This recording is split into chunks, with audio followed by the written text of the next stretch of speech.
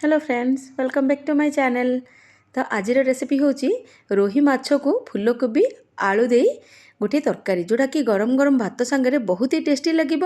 आपण डेफिनेटली थरे ट्राए करेंगे रेसिपीटी को। आपको मु बेसर टाइप्र तो करनी ए किसी अलग मसला भी ऐड करछि, आपण आगो को देखिले जानीपारे। तो चलतु आउ डेरी नक रेसिपी स्टार्ट करवा। ये देखूँ ये मुझे 800 ग्राम रोही माछ नहीं, आपड़ चाहिए जेकोसी माछ भी नहीं पारे। माछ को मु भल भाव में धुआधुई करके नहीं जाइए, आपड़ देखिपे। तापर ये कौन करवा, आम गोटे चामच गोटे छोट चामच लुण और टिके हलदी ऐड करवा और ताकू टिके भल भाव में घसा घसी करदेबा। सबु माछरे हलदी लुण लगेला परे आकु 10 मिनट मैरिनेट होगा छाड़देबा। तापर एठी देखंतु गोटे ब्लेंडिंग जार में मसला प्रिपेयर पाई एठी 3 चामच सोरिष नबा। एठी मु धला सोरिष मिक्स नहीं, आपड़ चाहिए कला सोरिष नहीं पारे। तापर एठी 8 ରୁ 10 कला रसुण, हाफ इंच अदा और गोटे छोट पियाज को मु काटिकी नहीं जाइए। तापर एथिरे टिके पानी देई आकु पूरा फाइन पेस्ट करनेबा। पूरा फाइन देखंतु एठी पूरा फाइन पेस्ट मु करदेली, देखि पड़ुथिबे पूरा प्रॉपर पेस्ट हो जाइए। आकु साइड कर रखिबा। तापर एठी मु देखंतु 200 ग्राम रो फूलकोबी और 200 ग्राम रो आलू नेइछि। मु एठी आलू मु चोपा सहित नेइछि।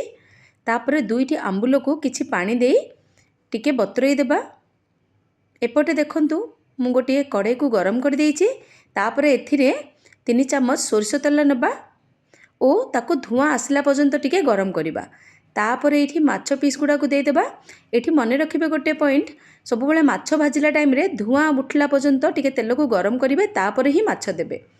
आपण देखि पारुथिबे एठी मु स्टील कड़ाई यूज करछि, तथापि माछ गुडा को केते इजीली एपट सेपट बा उल्टै पारुछि मु। जदि आपण जदि ठंडा तेल रे माछ पकै देबे ताले माछ गुडा को तळे लागि जिवो ओ भांगी जिवो। तो ए टिप्सटी निश्चय मन रखिबे। देखंतु एठी माछ गुडा को दीपट साइड पूरा भल से भाजी होगलानी। एठी कड़ा करी भाजिबा किसी दरकार नहीं, टिके हल्का हाई फ्लेम रे ही भाजिबे गोटे मिनट। तापर मु आकु गोटे प्लेट रे काढी दउची। सेम प्रणाली रे मु सब गुडा माछ को एठे भाजी देबी। देखंतु एते सुंदर भाजी हेची।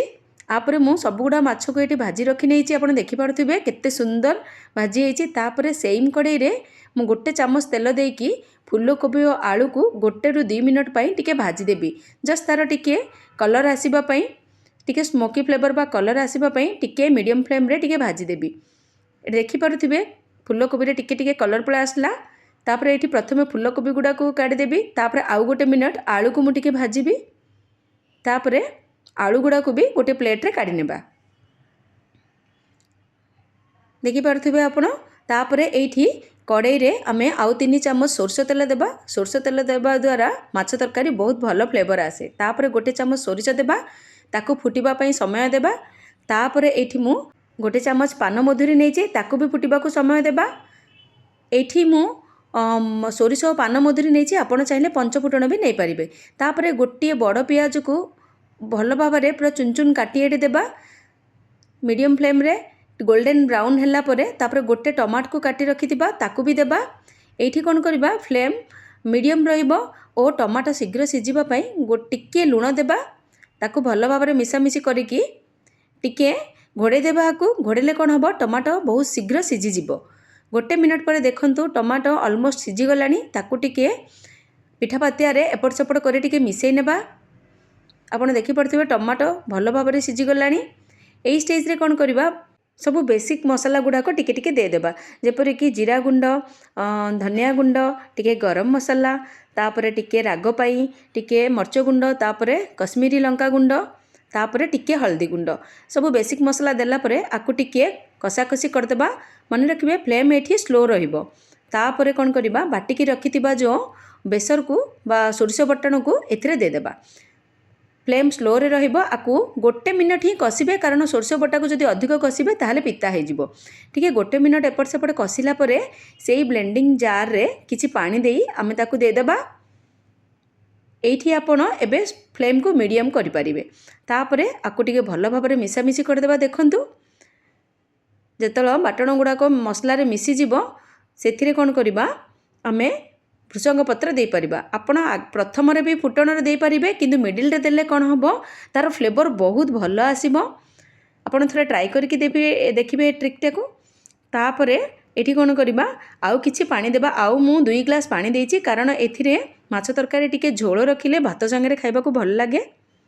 देखंतु एठी पूरा झोल को फुटिबा को देबा बेसर को सिजिबा को देबा तार 1 मिनट परे फूलकोबी आलू को ऐड कर देबा। देखंतु एठी फूलकोबी आलू ऐड करके टिके मिसामिसी कर देबा। तापर देखंतु बेसर पानी फुटुची एठी कौन करवा आमे सबुड़ा माछ को गोटे गोटे करके एठी दे देबा।